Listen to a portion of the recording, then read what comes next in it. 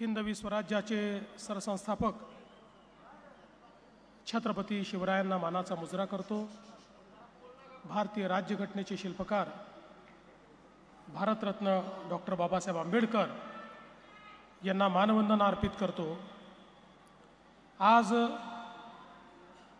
कर्मयोगी सुधाकरपंत परिचारक म्हणजे आपल्या सर्वांचे मोठे मालक यांच्या पूर्णाकृती पुतळ्याचं अनावरण आणि पांडुरंग सहकारी साखर कारखान्याच्या विस्तारित गाळप क्षमतेचं आणि पोटॅशचं उद्घाटन असा जो कार्यक्रम आयोजित करण्यात आला आहे, त्या कार्यक्रमाच्या निमित्ताने मंचावर उपस्थित असलेले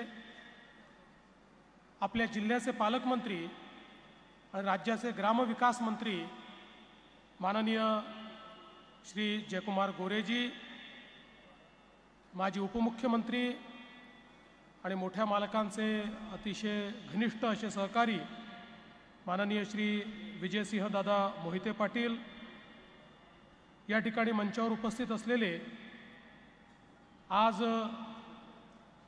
मालकांचा वारसा अतिशय चांगल्या पद्धतीनं चालवणारे आमचे सहकारी श्री प्रशांत परिचारकजी, श्री उमेश परिचारकजी, खासदार धैर्यशील मोहिते पाटीलजी, माजी खासदार रणजितसिंह नाईक निंबाळकरजी, या ठिकाणी उपस्थित सन्मान्य राजन पाटीलजी, समाधान अवताडेजी, बाबासाहेब देशमुखजी, उत्तमराव जानकरजी, राजू खरेजी, रणजितसिंह मोहिते पाटीलजी, अभिजित पाटीलजी, नारायण पाटीलजी, त्याचप्रमाणे राजाभाऊ राऊत, रणजित शिंदे, शहाजी बापू पाटील, रामभाऊ सातपुते, रामजी साठे, धनाजी साठे, दीपकजी साळुंके, संजय मामा शिंदे, दत्तात्रय सावंत, चेतनसिंह केदार, मंचावरील सर्व मान्यवर आणि उपस्थित सर्व भगिनी आणि बंधूंनो, आज मला अतिशय समाधान आहे की मोठ्या मालकांच्या पुतळ्याच्या अनावरणाच्या निमित्ताने या ठिकाणी येण्याची संधी मला मिळाली। खरं म्हणजे मोठ्या मालकांसोबत विधानसभेतही काम करण्याची संधी मला मिळाली आणि त्यानंतर दीर्घकाळ त्यांचं मार्गदर्शन घेण्याची संधी पण मला मिळाली। समाजामध्ये अशा प्रकारचे निस्पृह नेते हे आपल्याला फार कमी वेळा बघायला मिळतात। खरं तर अनेक वेळा काही लोक जन्माने मोठे असतात, राजाच्या घरी जन्माला येतात, खूप श्रीमंताच्या घरी जन्माला येतात, पण काही लोक असे असतात की जे स्वतःच्या कर्माने आणि कर्तृत्वाने मोठे होतात, त्यातले खऱ्या अर्थानं मोठे मालक या ठिकाणी सुधाकरपंत परिचारक होते, ज्यांनी आपल्या कार्याने, आपल्या कर्माने, आपल्या कर्तृत्वाने हे मोठेपण या ठिकाणी मिळवलं। आणि म्हणूनच आपण जर त्यांच्या जीवनाचा आलेख बघितला, आपण त्यांना मालक म्हणायचो, मोठे मालक म्हणायचो, पण त्यांच्याकरता मालक एकच होता, तो म्हणजे पंढरपूरचा पांडुरंग। त्या पांडुरंगाला मालक समजून ते काम करायचे आणि त्यांना मालक म्हणत असलो तरीही त्यांचा भाव हा कधी मालकाचा नव्हता, सेवेकराच्या भावाने सामान्य माणसाची, जनतेची, समाजाची सेवा करणं हे अविरत आजन्म त्यांनी सुरू ठेवलं। आणि म्हणूनच आज त्यांच्या जाण्यानंतर ज्यावेळेस त्यांच्या पुतळ्याचं उद्घाटन होत आहे आणि मी अगदी 13 तारखेला रात्री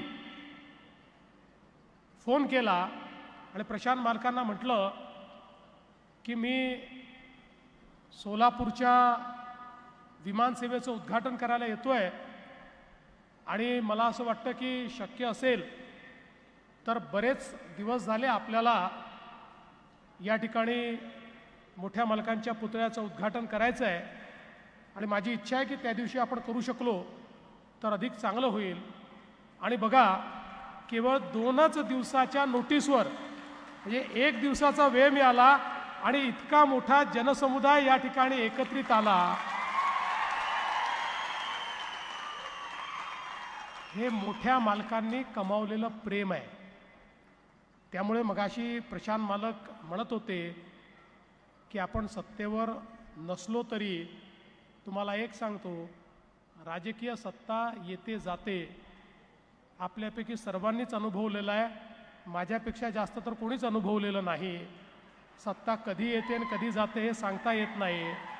पण ज्यांची सत्ता ही समाजाच्या मनावर असते ती अखंड सत्ता असते, ती सत्ता कधीच जात नाही. आणि पंतांची सत्ता ही समाजाच्या मनावर असल्यामुळे आज ही सगळी मंडळी जे या ठिकाणी आली आहेत त्यांना जर तुम्ही निमंत्रणही दिलं नसतं आणि त्यांना जर समजलं असतं की अशा प्रकारचा कार्यक्रम आहे, तरी हे सगळे लोक या ठिकाणी मोठ्या मालकांच्या प्रेमापोटी आले असते. ही खरी मोठ्या मालकांची कमाई आहे. त्यांच्या खात्यामध्ये केवळ 5 लाख रुपये असतील, पण 50 लाख लोकांच्या मनामध्ये त्यांच्याबद्दल जी आस्था आहे ती खरी मोठ्या मालकांची संपत्ती आहे.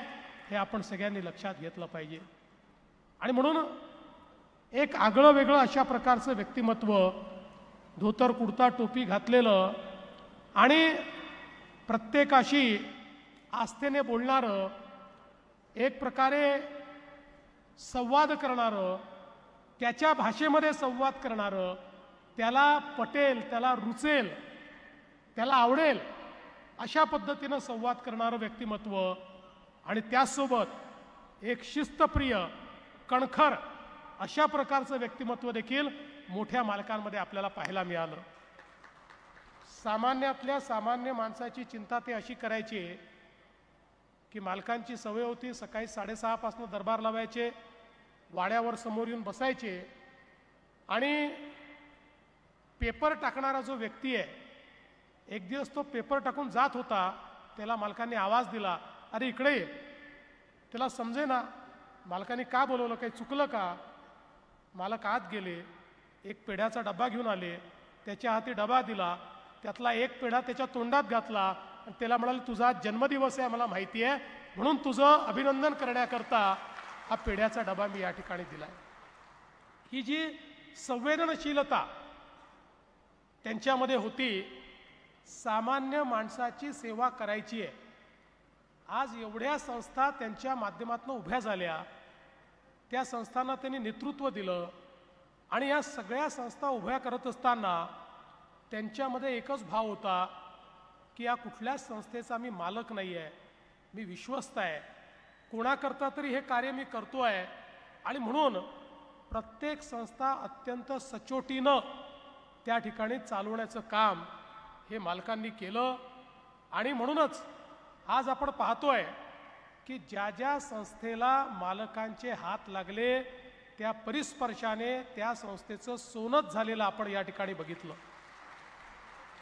आज या पांडुरंग परिवाराने वेगवेगळ्या कारखान्यांच्या माध्यमातून, वेगवेगळ्या संस्थांच्या माध्यमातून केलेलं कार्य असेल, त्यांच्या माध्यमातून बँकेचं असलेलं कार्य असेल, बाजार समितीचं कार्य असेल, कुठलंही कार्य तुम्ही बघा, समाजातली परिवर्तन घडवणारी प्रत्येक संस्था ही मालकांनी उभी केली, त्याला नेतृत्व दिलं, त्याच्यात पारदर्शिता आणली आणि त्यातनं सामान्य माणसाचं कल्याण केलं. आणि म्हणूनच इतके वर्ष जे काही प्रेम त्यांना मिळालं त्याचं नेमकं कारणच हे होतं. बघा, ज्यावेळेस मोठे मालक या कोरोनामुळे त्या ठिकाणी दवाखान्यामध्ये भरती होते, तब्येत खराब होती आणि अशात एक दिवस त्यांनी फोन मागितला आणि कोणाला समजेना की यांनी फोन का मागितलाय, पण त्यांनी फोन मागितला कारखान्याच्या मॅनेजरला फोन केला आणि म्हणाले, अरे बाबा, ते ऊसाचे पैसे दिले की नाही, शेतकऱ्यांची अडचण होईल, शेतकऱ्यांना वेळेवर पैसे मिळाले पाहिजे. म्हणजे आपण जगणार आहोत की आपलं काय होणार आहे याची कल्पना नाही. कदाचित अशा प्रकारच्या पुण्यात्म्यांना आपल्या मृत्यूची चाहूल लागते, ती चाहूलही कदाचित त्यांना लागली असेल, पण अशातही कर्तव्याला ते कधी मुकले नाहीत, कर्तव्यापासून दूर गेले नाहीत. त्यांनी हाच विचार केला की जर कुठे उशीर झाला तर माझ्या शेतकऱ्याला अडचण येऊ नये, म्हणून तीच धडपड त्यांच्या ठायी आपल्याला पाहायला मिळाली. आणि म्हणूनच आपण जर बघितलं असेल तर अतिशय सामान्याप्रमाणे राहणारे पण असामान्य कर्तृत्व करणारे हे मोठे मालक होते. आपल्याला कल्पना आहे की ज्यावेळी त्यांना एस.टी. महामंडळाचं अध्यक्ष बनवलं त्यावेळी एस.टीची परिस्थिती खराब होती. शेवटी आपली एस.टी ही लेकरूवाळी आहे, त्याच्यामुळे त्याची परिस्थिती काही कधीच फार चांगली नसते, ती अडचणीचीच असते. कारण जिथे पैसे मिळत नाही अशाही रूटवर आपण ती चालवत असतो. पण त्या काळामध्ये अक्षरशः आता एस.टी बंद करावी का इथपर्यंतच्या चर्चा चालल्या होत्या. आणि त्यावेळी मालकांना अध्यक्षपद मिळाल्यानंतर त्या एस.टीमध्येही त्यांच्या प्रामाणिकपणामुळे, त्यांच्या पारदर्शी योजनांमुळे आणि त्यांनी घेतलेल्या निर्णयांमुळे एक टर्नराऊंड आला आणि तोट्यातली एस.टी फायद्यातही येऊ शकते हे मोठ्या मालकांनी दाखवून दिलं. आणि त्यातनं एस.टी महामंडळाचा परिचारक पॅटर्न हा उभं करण्याचं काम हे मोठ्या मालकांनी केलं. सभागृहामध्ये देखील ठामपणे बोलणारे आणि त्यांना मान होता, सन्मान होता, त्यामुळे त्यांचं बोलणं जे असायचं ते थेट असायचं. त्याला एक शेतकऱ्याच्या विचारांची झालर असायची. आणि मला असं वाटतं की थोडं बोलायचे पण इतकं उत्तम प्रत्येकापर्यंत पोचेल अशा प्रकारचं बोलणारे आम्ही मोठे मालक या ठिकाणी बघितले. खरं म्हणजे मी तर असं म्हणेन की अनेक लोक हे तुमचं जीवन समृद्ध करतात. मी खरं तर उल्लेख करेन की या ठिकाणी सुधाकर पंत परिचारकांसारख्या नेत्यांशी माझा संबंध आला, किंवा याच जिल्ह्यातले गणपतराव देशमुख साहेब यांच्याशी माझा संबंध आला. या सगळ्या मंडळींसोबत काम करत असताना माझं जीवन समृद्ध झालं. यांच्याकडे पाहून मला खूप गोष्टी शिकायला मिळाल्या. या लोकांच्या माध्यमातनं समाजसेवा कशी केली पाहिजे, समाजाचा विचार कसा केला पाहिजे, समाजाच्या अडचणी कशा दूर केल्या पाहिजेत, या सगळ्या गोष्टी अतिशय जवळून पाहायला मिळाल्या. निस्पृहपणे कुठलाही त्या ठिकाणी स्वतःचा स्वार्थ न साधता काम करणं ही खरोखर मला असं वाटतं एक पांडुरंगाचा आशीर्वाद हा मोठ्या मालकांना होता. आणि म्हणूनच सातत्याने हे काम ते करू शकले आणि जीवनाच्या शेवटच्या क्षणापर्यंत हे कार्य त्यांनी अखंड चालू ठेवलं. आज मला या गोष्टीचा आनंद आहे की त्यांचं कार्य पुढे नेत या ठिकाणी प्रशांत मालक असतील, उमेश मालक असतील, संपूर्ण परिवार असेल. आणि त्यांचा परिवार काही त्यांच्या पुतण्यांपुरतं किंवा घरच्यांपुरतं हा मर्यादित नव्हताच. त्यांचा इतका अखंड परिवार होता, कारण जात पात धर्म भाषा प्रांत किंवा पक्ष याच्या पलीकडे जाऊन सगळ्यांना मदत करण्याची त्यांची प्रवृत्ती होती. आणि म्हणून मला हा आनंद आहे की आज त्यांनी जो कारखाना समृद्ध केला, आज त्या कारखान्याने एक नवीन पाऊल टाकलेलं आहे. आणि त्या ठिकाणी 10,000 टीपीडी इतकी क्षमता, आता गाळप क्षमता या ठिकाणी गाठलेली आहे. आणि सोबत पोटॅश हा देखील उपपदार्थ म्हणून या ठिकाणी सुरू केलेला आहे. मी त्याबद्दल पांडुरंग परिवाराचं अतिशय मनापासून अभिनंदन करतो. कारण सातत्याने शेतकऱ्यांकरता नवनवीन प्रयोग करणे, शेतकऱ्यांना उचित FRP देणे, या सगळ्या गोष्टी या परिवाराने नित्यनेमाने केल्या आहेत. आता येताना मी मालकांना असं म्हटलं, प्रशांत मालकांना, की आता तुम्ही पोटॅशवर गेलात पण तुम्ही CBGवर गेलं पाहिजे. आता नुकतंच देशातला पहिला सहकारी साखर कारखान्यातला CBG प्लॅन्ट हा आपण त्या ठिकाणी माननीय अमित शाह साहेबांच्या हाताने सुरू केला कोल्ह्यांच्या कारखान्यामध्ये. आणि ज्याला आपण सर्क्युलर इकॉनॉमी म्हणतो, म्हणजे इथेनॉल तयार करत असताना जो स्पेंट वॉश आणि जी प्रेसमड तयार होते त्याचाही आता उपयोग करून तुम्ही त्या ठिकाणी मिथेन गॅस तयार करू शकता आणि त्या माध्यमातून तुम्ही CBG तयार करून त्या इंधनावर, अतिशय क्लीन इंधनावर गाड्या चालवू शकता, त्याच्यावर सर्व प्रकारचं काम करू शकता. म्हणजे आतापर्यंत ज्या गोष्टी टाकाऊ होत्या त्या सगळ्या गोष्टी आता कारखान्याच्या अर्थव्यवस्थेचा भाग बनू शकतायत. आणि म्हणून अशा प्रकारचा CBGचा प्लॅन्ट हा तुम्ही उभा केला पाहिजे असं मी त्यांना सांगितलं. ते हुशार आहेत.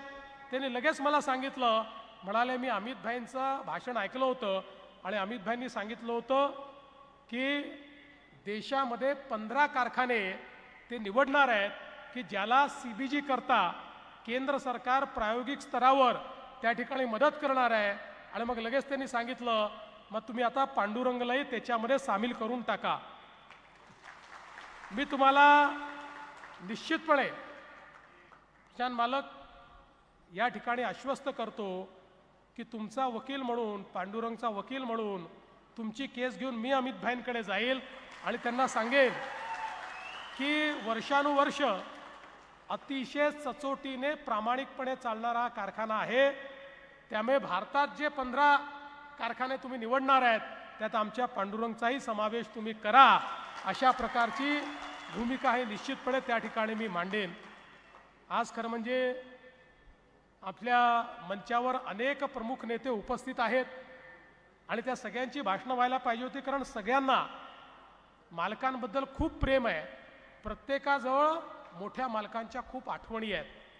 पण आजचा सगळा माझा कार्यक्रम बदलला, कारण आपल्याला माहिती आहे की गडचिरोलीमध्ये आज 61 माओवाद्यांनी आणि त्यातला जो सगळ्यात प्रमुख नेता आहे त्यांनी आत्मसमर्पण केलं आणि महाराष्ट्रातला माओवाद हा पूर्णपणे आज संपला. आणि त्याकरता मला अचानक तिकडे जावं लागल्यामुळे इकडे येताना उशीर झाला आणि मला सोलापूरहून पुन्हा विमान पकडायचं होतं आणि म्हणून हे सर्व नेते मंडळींची भाषणं ही आम्हाला कट करावी लागली आणि थेट माझं भाषण करावं लागलं. म्हणून आपल्या सर्वांचे, या सर्व नेत्यांचे मी पांडुरंग परिवाराच्या वतीनं मी त्यांची क्षमा मागतो. आणि आज हा अतिशय सुंदर कार्यक्रम आपण या ठिकाणी केला आहे. खरं म्हणजे नुकतंच आपल्याला माहिती आहे एक फार मोठा महापूर आपल्या सोलापूर जिल्ह्यात आला. आपल्या महाराष्ट्रातच मोठ्या प्रमाणात अतिवृष्टी आणि महापूर, पण त्याचा सर्वाधिक जर परिणाम आपल्याला कुठे पाहायला मिळाला तर तो सोलापूर जिल्ह्यामध्ये पाहायला मिळाला. मोठ्या प्रमाणात आतोनात अशा प्रकारचं नुकसान आमच्या शेतकऱ्यांचं झालं. आमच्या शेतकऱ्यांचं जेव्हा असं नुकसान होतं त्यावेळी त्यांचं आर्थिक आणि मानसिक हे सगळं नुकसान कुठलंच सरकार भरून देऊ शकत नाही. पण आमच्या सरकारने हा निर्णय घेतला की किमान आपला शेतकरी हा स्वतःच्या पायावर उभा राहू शकला पाहिजे, अशा प्रकारची मदत आपण त्याला केली पाहिजे. आणि म्हणून जवळपास 32,000 कोटी रुपयाचं पॅकेज हे आपण शेतकऱ्यांना त्या ठिकाणी दिलं. आणि आजपर्यंत जेवढ्या मदती झाल्या त्यात सर्वाधिक मदत ही यावेळेस करण्याचा निर्णय आपण घेतला. आमचा प्रयत्न आहे दिवाळीपूर्वी शेतकऱ्यांच्या खात्यामध्ये हे पैसे गेले पाहिजेत, त्याची सुरुवात आम्ही केली आहे. वेगानं ते काम आम्ही करतो.